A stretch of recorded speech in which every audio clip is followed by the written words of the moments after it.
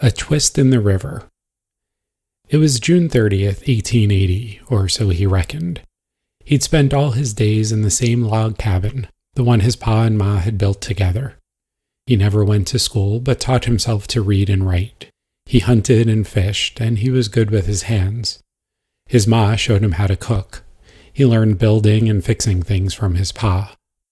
When he was 10, his ma gave birth to his sister, but she only made it 2 days.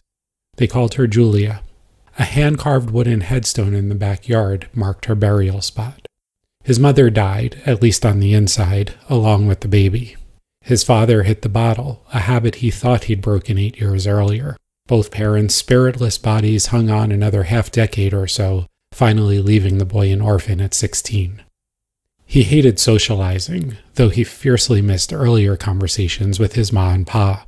On the rare occasion when he did go into town, which was only when he was obliged by some necessity from the general store or lumber from the mill, the townsfolk sneered at him through hushed comments and callous stares. He was attractive enough, that wasn't the issue. It was just that his reputation as the son of a lunatic and drunkard preceded him. In a small town like Chestnut Copse, he'd be trapped in that identity until the day he died. And so he decided today would be that day. He didn't have an exact plan in mind. He wasn't keen on shooting himself. He actually felt guilty shooting game, but was able to rationalize it. And the thought of drinking himself to death felt like an insult to his pa. So he decided to go for a walk and think on it. He noticed his sister's headstone had come undone on account of all the rain they'd had. It was face down in the mud. He shook his head but did nothing about it. He didn't have an exact destination in mind. He just knew that walking usually helped when his head was feeling all mixed up. So he pressed on through the secluded woods he'd befriended as a young one.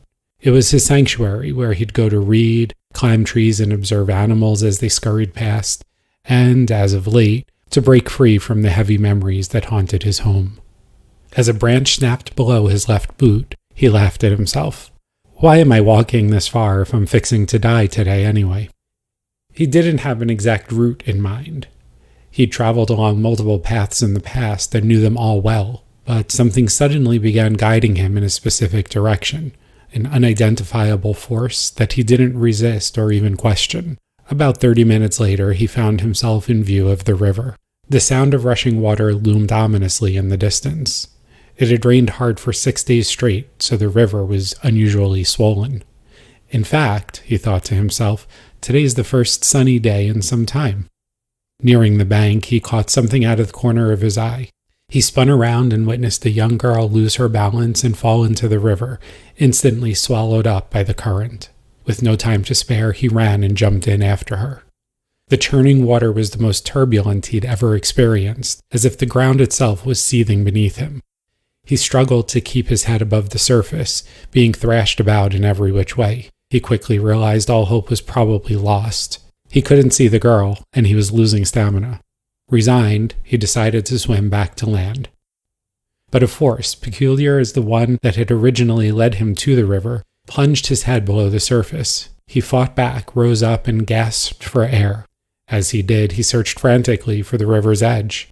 He glimpsed the girl, fantastically safe and sound, cradled in pa's arms, with ma standing alongside. "Julia!" she cried in relief.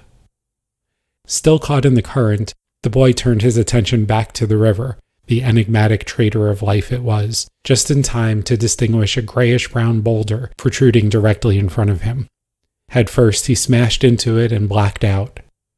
The unyielding rapids dragged his body through the final twist, where he plummeted over a waterfall into the deep, dark hollow exactly 41 feet below.